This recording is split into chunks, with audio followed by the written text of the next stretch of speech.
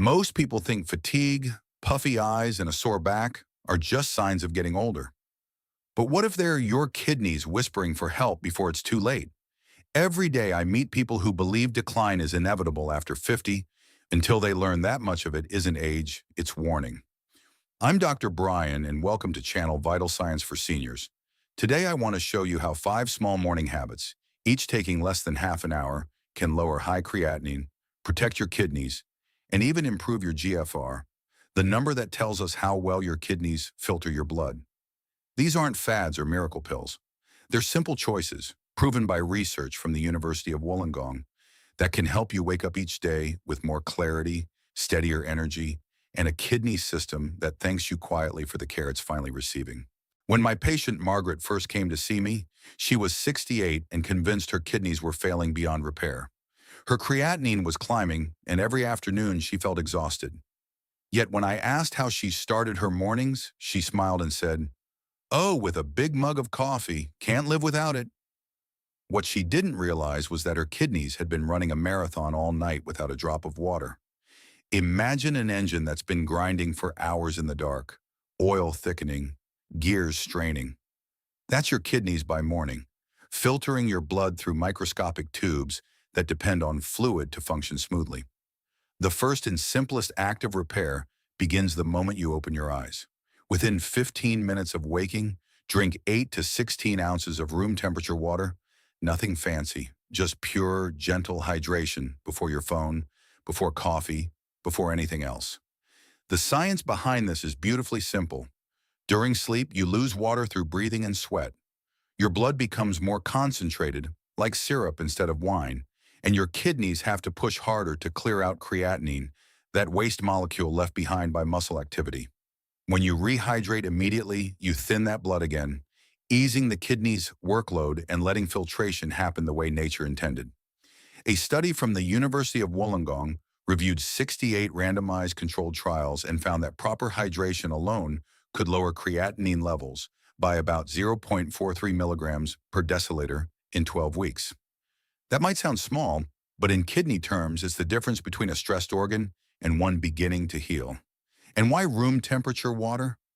Cold water shocks your stomach and redirects blood away from your kidneys just when they need it most. Hot water forces your body to cool it down before it can be absorbed. But room temperature water slips quietly into your bloodstream, absorbed almost immediately, like a gentle rinse through every vessel. I remember Margaret calling me 2 weeks after making this change. "It sounds silly," she said, "but my urine looks clearer, and I'm not so foggy in the mornings." That wasn't silly at all. It was her kidneys catching their breath. When you start your day with water instead of caffeine or sugar, your blood pressure softens, your concentration sharpens, and your kidneys begin their daily work with relief instead of struggle. So tomorrow morning, before your feet touch the floor, take a quiet moment with that first glass of water. Think of it as saying thank you to the organs that never stop working for you, even while you sleep. It's one of the smallest gestures you can make, and one of the most powerful gifts you can give your kidneys. When we sleep, our bodies enter a kind of stillness that heals some systems but slows others. For 8 hours, blood flow drops, muscles stiffen, and the kidneys, those two quiet filters behind your lower ribs, receive less circulation. Think of them as rivers that turn sluggish overnight. By morning, waste products settle like silt at the bottom, waiting for a current strong enough to move them again. The simplest way to restart that current isn't with medicine, it's with motion. I met Harold, a retired teacher who struggled each morning with swelling in his ankles and a dull ache in his lower back. His nephrologist had explained his GFR was slipping, and Harold feared dialysis was next. When I asked about his mornings, he laughed softly. "Doc, I move slower than my coffee maker." That's when I showed him something simple. 10 minutes of gentle yoga stretches before breakfast. Not to break a sweat, but to wake up his circulation. Movement, especially gentle yoga, increases blood flow to every corner of the body, including the kidneys. When you flex and twist your spine, you're essentially massaging those bean-shaped organs, squeezing out stale, oxygen-poor blood, and inviting fresh, nutrient-rich blood to rush in. It's like rinsing a sponge. First you press out the murky water, then you let it soak up the clean. Two movements work wonders. The first is the cat-cow stretch. On hands and knees, inhale as you arch your back gently toward the ceiling. Exhale as you dip your spine and lift your head. This rhythmic motion pumps fluid along your spinal column and massages the kidney area. The second, the seated spinal twist, is equally gentle.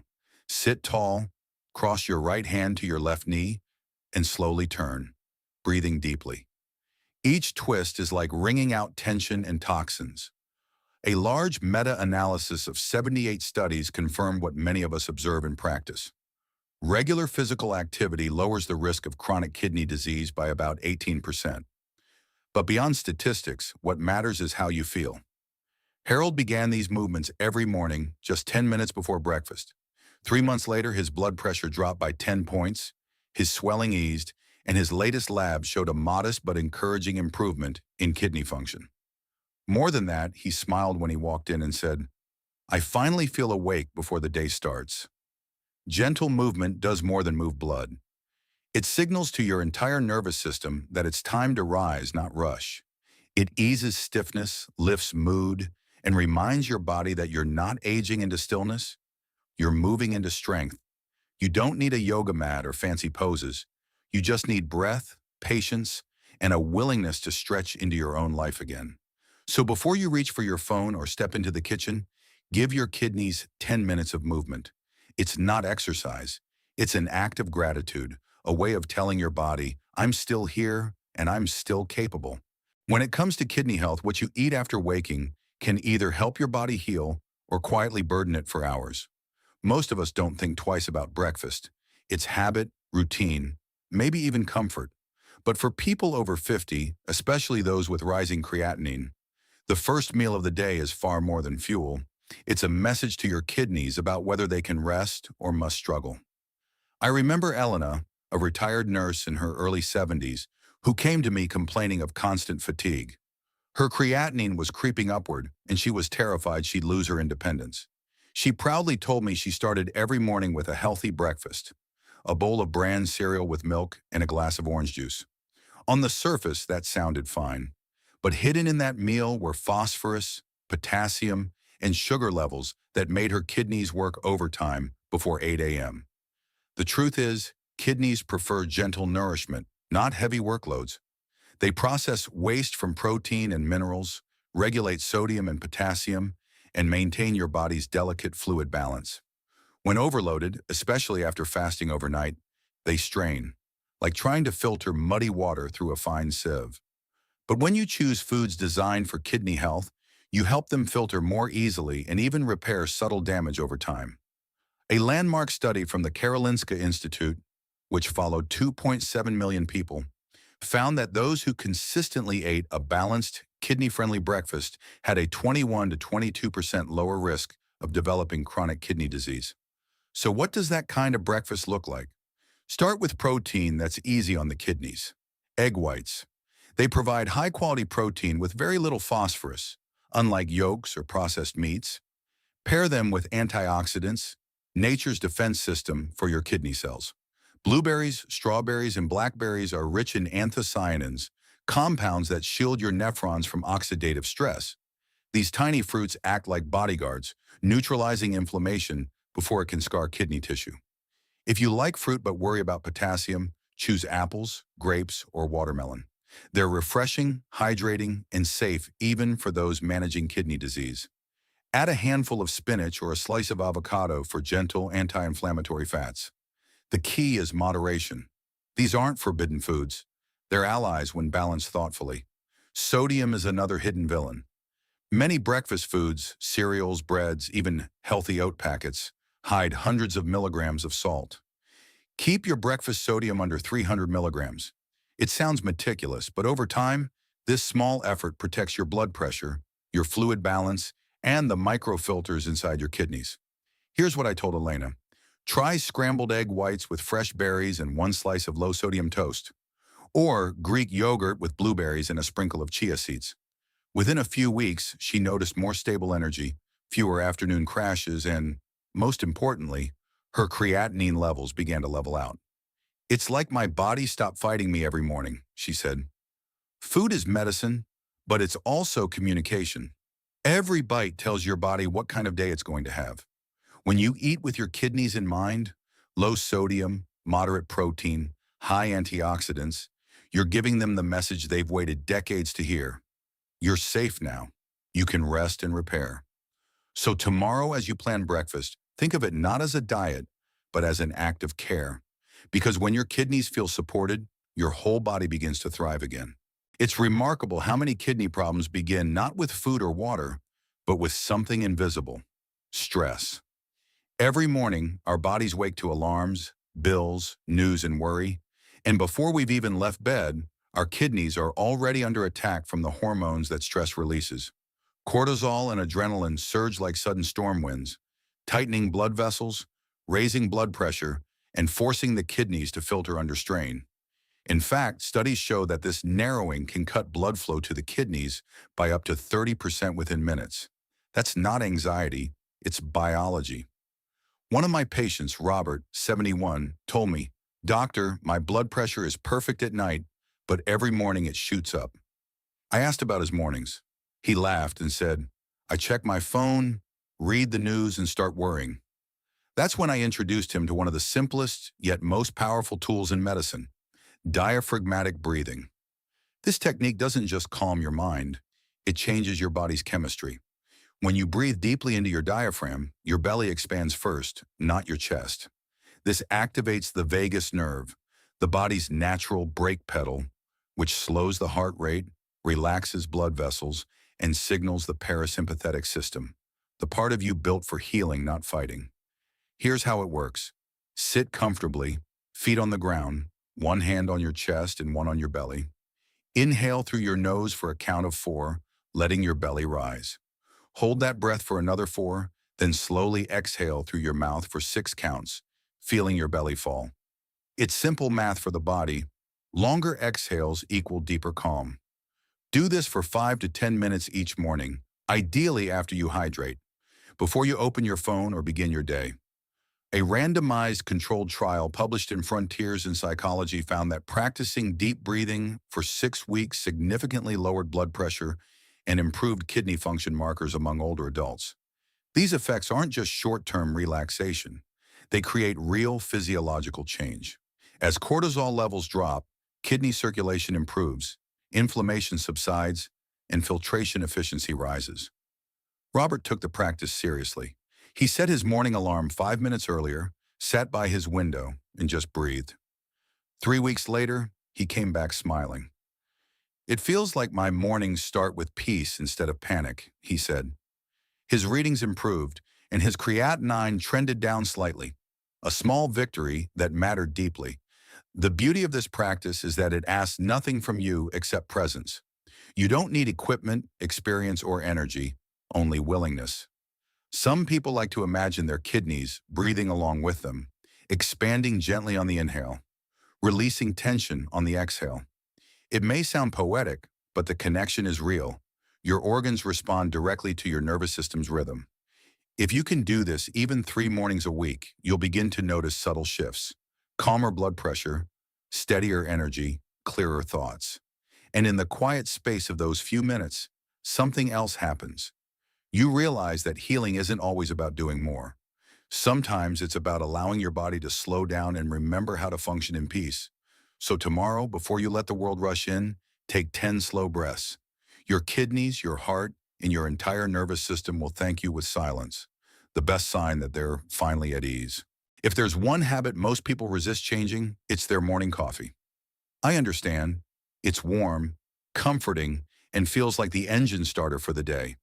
But if you're over 50 and working to lower creatinine or protect your kidneys, that first cup might be doing more harm than good, at least the way you're using it now. Let's be clear. Caffeine isn't evil. In moderation, it can lift mood and sharpen focus. The trouble begins when it's the first thing your kidneys face after a long night of fasting. Remember, they've been working tirelessly to filter waste for hours without hydration. Then before they have even rehydrated, a diuretic like coffee enters the bloodstream, forcing them to expel water they desperately need. It's like asking a marathon runner to sprint again the moment they cross the finish line. Caffeine also spikes cortisol, your stress hormone, within 15 minutes of drinking it. That spike raises blood pressure and constricts the delicate blood vessels inside your kidneys, reducing blood flow just when they need nourishment most. Over time, that morning ritual can contribute to what researchers call renal microvascular fatigue, tiny vessel wear and tear that accumulates quietly over years. When I met Denise, a 75-year-old artist, she was drinking 3 cups before noon. Her creatinine had inched up, and she was constantly tired by midday despite all the caffeine. We worked out a simple plan, not to quit coffee cold turkey, but to redeem her mornings. Week 1, she replaced her 2nd cup with nettle tea, a herbal infusion known to support kidney detox and reduce inflammation. Week 2, she swapped her 1st cup for warm water with lemon, saving her coffee for mid-morning after breakfast. By week 4, she was alternating between dandelion root tea and a small cup of green tea for a gentler lift. She told me later, "At first I missed the buzz, but now I wake up calm instead of anxious." Her blood pressure improved, her urine clarity increased, and she no longer felt the mid-morning crash she once blamed on aging. The science supports what Denise felt. Nettle tea contains compounds that help modulate inflammation and may mildly increase urine output without straining filtration, while dandelion root acts as a gentle detoxifier, encouraging toxin release in balance with hydration, not against it. Both support the body's natural elimination rhythm, the same rhythm caffeine can easily throw off when overused. If you're hesitant, start small. Replace 1 cup every few days. Mix coffee with herbal tea to wean gradually. Or try a half-calf blend for a softer transition. Your body will adjust, your energy will feel steadier, less like a roller coaster, more like a gentle wave. And here's the surprising part. After a few weeks, many people discover they actually feel more awake without the caffeine spikes and crashes. That's the difference between forced stimulation and genuine vitality. I often tell my patients, you're not giving up your morning joy, you're changing its source. The ritual remains. The warmth, the pause, the comfort, they're still there. Only now your kidneys get to start the day in peace, not panic. So tomorrow, pour that glass of water first. Take your deep breaths, stretch, nourish, and when you finally sit with your cup, whether it's herbal or half-calf, let it symbolize not dependence, but balance. Because a calmer start gives your kidneys the calm they've been waiting for. Here's where everything comes together. Not as 5 separate tasks, but as one flowing morning ritual that becomes second nature over time. The secret is not to rush, but to stack habits gently, just like laying stones across a river one by one. In week 1, focus only on the first stone, hydration. Place a glass of room temperature water by your bedside tonight. Tomorrow, drink it before anything else. Do this for 7 days until it feels automatic, almost like brushing your teeth. Week 2, once hydration feels easy, add gentle movement. Just 5 minutes of stretching while your water settles in your body. Don't chase perfection. Just wake your muscles and let your kidneys feel that renewed circulation. In week 3, begin shaping your breakfast. Replace one processed item with a kidney-friendly choice. Swap your sugary cereal for Greek yogurt and berries, or your buttered toast for scrambled egg whites and avocado. You'll be surprised how quickly your taste buds and energy adjust. Week 4 is for your breathing practice. Sit quietly for 5 minutes, hands on your belly, breathing deeply while your tea steeps. Let your morning transform from rush to ritual. And finally, between weeks 5 and 8, begin easing off caffeine. Replace 1 coffee with nettle tea, then 2. Soon your mornings won't rely on a jolt. They'll hum with natural clarity. Consistency, not intensity, is what rewires your health. 1 week, 1 habit, 1 quiet victory at a time. Your kidneys are quiet heroes, steady, tireless, and loyal beyond measure. They've filtered every meal, every medicine, every late-night indulgence you've ever had. And yet, they've asked for so little in return. These 5 morning habits are your way of saying, "Thank you, I'm listening now." With every sip of water, every stretch, every mindful breath, you're giving your body a message it's longed to hear. Healing is still possible. You don't need expensive supplements or complex regimens, just presence, patience, and care. So tomorrow morning, begin with one simple act, that first glass of water. Let it remind you that change doesn't happen overnight. It begins the moment you choose to act. Your kidneys have kept you alive all these years. Now it's your turn to help them thrive.